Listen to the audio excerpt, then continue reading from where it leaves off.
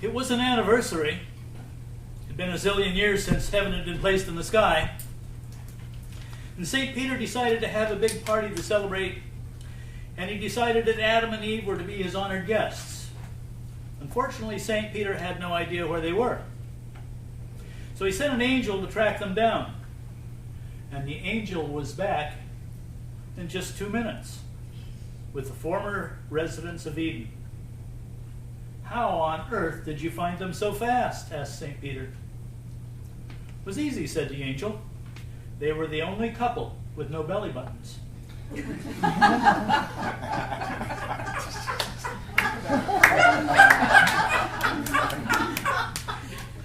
Now that gives rise to a question. That gives rise to a question that's always fascinated me. Which came first, the chicken or the egg? What do you think? To be perfectly honest, I've never quite figured it out, so it depends on whom you believe. Now, if we interpret the Bible literally, it must be the chicken. After all, the book of Genesis tells us that God created Adam and Eve. They weren't born. It wasn't until chapter 4 that Adam and Eve began to be fruitful and multiply. And as with the human beings, the chickens and the other living things had to be created before they could produce offspring. Now, according to the humorist Richard Armour, it all started with Eve. To some people, that means Eve gets the credit for every good thing that's happened. The more traditional view is that Eve gets the blame for every bad thing that's happened. And tradition seems to be a male thing. What is certain, at least according to the Bible, is the man named his wife Eve because she was the mother of all living. So Richard Armour was right. It all started with Eve. And I'd like to tell you that we've been celebrating Mother's Day ever since. Unfortunately, we haven't. The Gospel of Matthew, continuing the begats of Genesis, recounts the genealogy of Jesus, beginning with Abraham. Of all the generations of begats, only 2 mothers are barely mentioned: Ruth and Mary, the mother of Jesus. The fathers get all the credit. Only 2 mothers got any real attention from the Old Testament. That should be no surprise. Israel, after all, was a patriarchal society. The woman's role was to be the support system for the man who did all the important stuff. What is surprising is that those 2 women got as much attention as they did. Now, Unity's co-founder Charles Fillmore is the author of the Metaphysical Bible Dictionary. He wrote that Sarah, Abraham's wife and the mother of Isaac, represents the affectionate, emotional part of man. Charles did not intend that to be sexist. The concept of sexism wasn't even yet a part of our culture.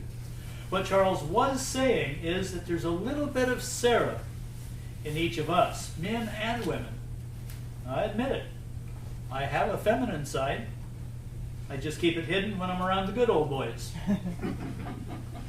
Now, if you follow Sarah's story in the book of Genesis, you might notice that Sarah was a very patient woman. She had to put up with a lot, and she seems to have done it with good spirit. Now, Sarah suffered the indignity of being thought barren. She didn't give birth to Isaac until she was 90. And that's what most of us remember about Sarah. That and her jealousy of Hagar, the mother of Abraham's firstborn son. Who doesn't remember Sarah insisting that Hagar and Ishmael be exiled in the desert? Now, Sarah should be remembered as the mother of Israel. For that, she does get some credit. And several other mothers were remembered as well, but simply as mothers of men who did something important. The man was named, and then the Bible simply says, "and his mother was," and that was it. The writers of Genesis did say something of importance about one mother.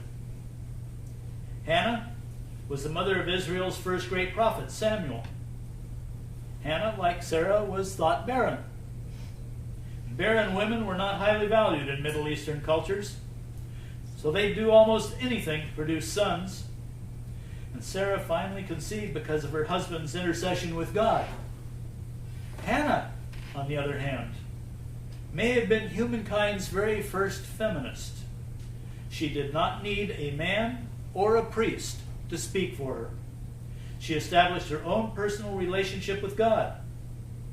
And that kind of thing doesn't happen often in the Old Testament. And this is her prayer. O Lord of hosts, if only you will look on the misery of your servant, and remember me, and not forget your servant, but will give to your servant a male child. Then I will set him before you as a Nazirite until the day of his death. Notice, if you will, Hannah's emphasis on the word servant. Well, God heard Hannah's prayer, and a boy child was born to her. She lovingly cared for Samuel. She personified the ideal of motherhood. She homeschooled Samuel until he was of age. And when the time came, Hannah lived up to her covenant with God and took Samuel to the tabernacle to be trained by the priest Eli. And the story goes on from there, and what a story it was. But that's for another time. We've set aside this day for celebrating the mothers. Well, we celebrate the mothers of the Bible because the evolution of our spiritual relationship with God could not have happened without them.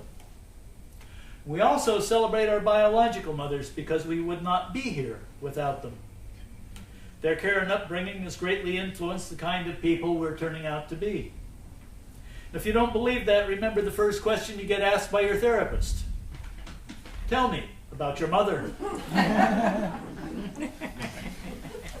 I've never answered that question without getting tears in my eyes.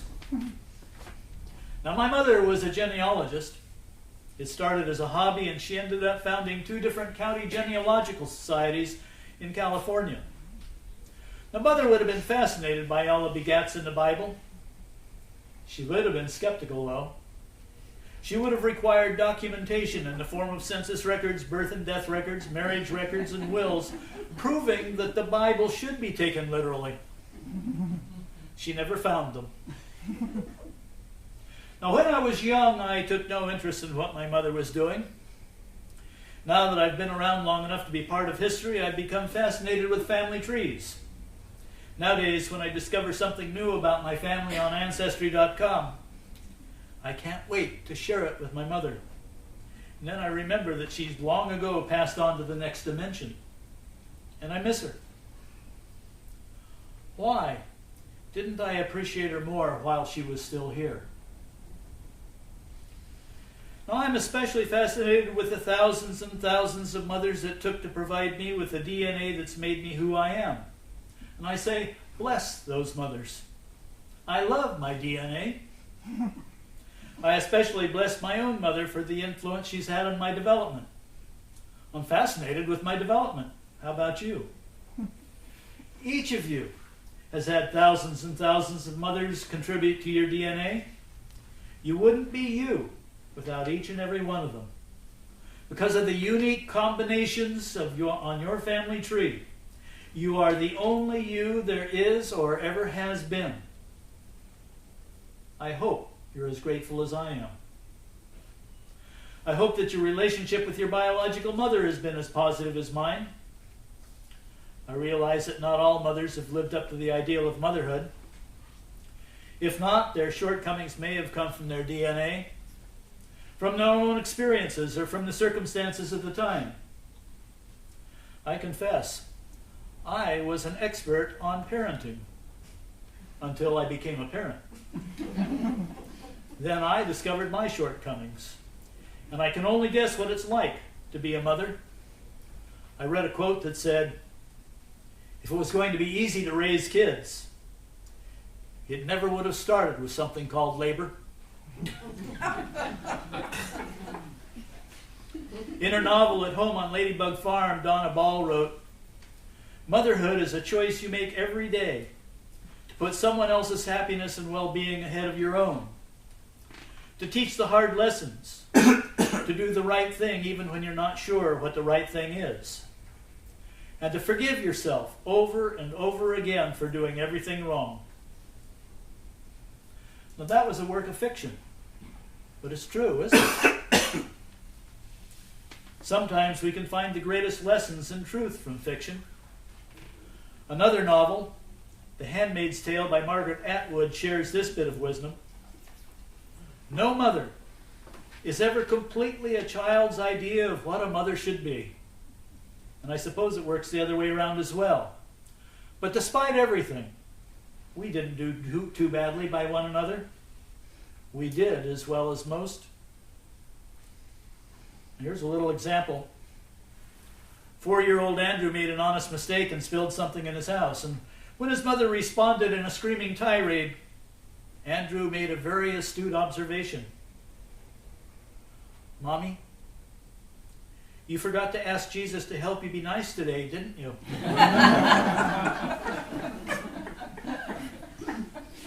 Raising children is like playing golf. You keep thinking you're going to do better.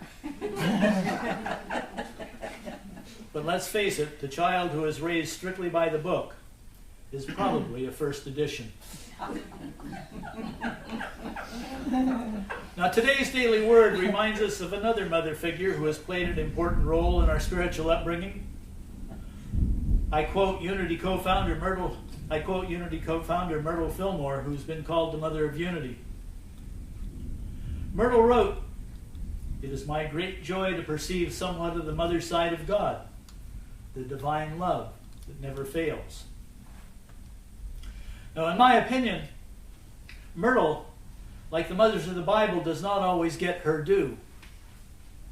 On more than one occasion, you've heard me or Reverend Catherine or other guest speakers quote the co-founder of Unity. Have you realized that it's usually Charles Fillmore?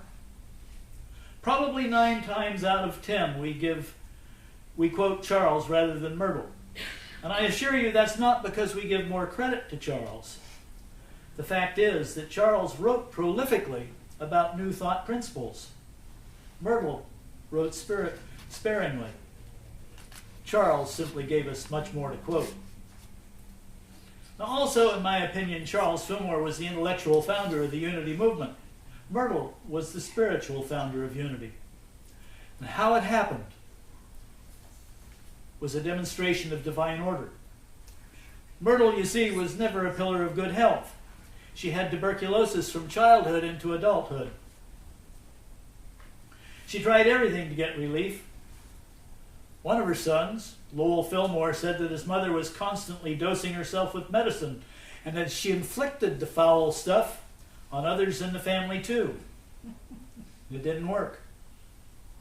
And doctors told Myrtle that she had only a short time, a short time to live. And then a New Thought speaker, Dr. E.B. Weeks, came to speak in Kansas City. Willing to grasp at any straw, Myrtle talked Charles into taking her to hear what Dr. Weeks had to say. And one sentence changed Myrtle's outlook and therefore her life. I am a child of God, and therefore I do not inherit sickness. Well, that was news to Myrtle. She'd always been told that she inherited her condition from her parents. There was nothing that could be done. So this became Myrtle's daily affirmation. I am a child of God, and therefore I do not inherit sickness. She spent time daily closed in a room talking to her body. I am a child of God, and therefore I do not inherit sickness. She studied the Gospels, especially the words of Jesus. In the Gospel of Mark, she read, "Therefore I tell you, whatever you ask for in prayer, believe that you will receive it, and you will." Well, Myrtle believed, and as the time went by, she began to notice an improvement in the way she felt. She said, "I was ready for the first teaching of this wonderful truth. I could not explain what the change that came over me was like. I only knew that God had gotten into my mind and heart to make me what I really was in Him. I was supposed to be dying, or very close to it, of tuberculosis, a disease that was supposed to belong to my father's family. My first teacher spoke the word. One is your father, even God. He is your hereditary parentage. Only what belongs to God belongs to you. The truth came to me, great revelation, showing me that I am a child of the one whole and perfect mind, created to express the health that God is. By 1888, Myrtle was completely healed. She lived another 43 years, dying at the age of 86. Now, up to this time, Charles Fillmore played no role in the foundation of unity. He simply indulged Myrtle's efforts to heal herself. A skeptic, Charles carried on his realty business and observed Myrtle's result. He was startled by the improvement in Myrtle's health. He was so startled, in fact, that he joined with Myrtle in an effort to share the good news. Charles and Myrtle began their ministry in 1889 by publishing a magazine they called Modern Thought. That magazine is published to this day as Unity Magazine. The following year, 1890, the Fillmores started a prayer group consisting of interested friends and neighbors. They called it the Society of Silent Help. It gradually evolved into the silent unity that we call upon today. Silent unity is accessible to every one of us in response to more than 2 million requests with letters, telephone calls, and emails. And many of the people who call upon silent unity belong to mainline denominations. By 1892, the Fillmores were ready to devote themselves to full-time ministry. The following covenant, signed by Mr. and Mrs. Fillmore, was found among their effects after their deaths. And it said, "We, Charles Fillmore and Myrtle Fillmore, husband and wife, hereby declare ourselves, our time, our money, all we have, and all we expect to have, to the Spirit of truth, and through it, to the Society of Silent Unity. It being understood and agreed that the said Spirit of truth shall render unto us an equivalent for this dedication, in peace of mind, health of body, wisdom, understanding, love, life, and an abundant supply of all things necessary to meet every want without our making any of these the object of our existence. In the presence of the conscious mind of Christ Jesus, this 7th day of December, A.D. 1892. Signed, Charles Fillmore and Myrtle Fillmore." Well, Charles was now fully committed, but that commitment was made only after he'd been convinced by the results of Myrtle's meditations and prayers.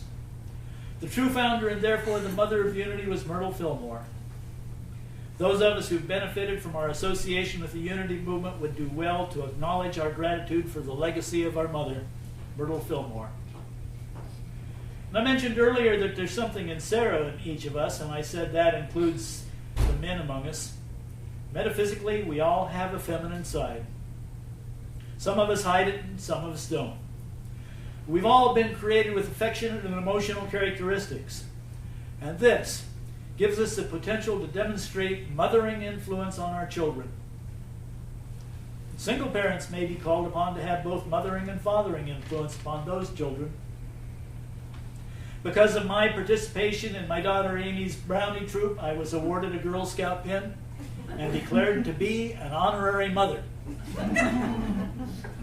That was one of my proudest achievements. But I'm content to wait until Father's Day to say any more. There are several people I've not yet mentioned. I haven't said anything about the mothers among us here today, so let me say it now. May we honor all mothers, those who serve the role of mothers, and the divine feminine in everyone. Thank you.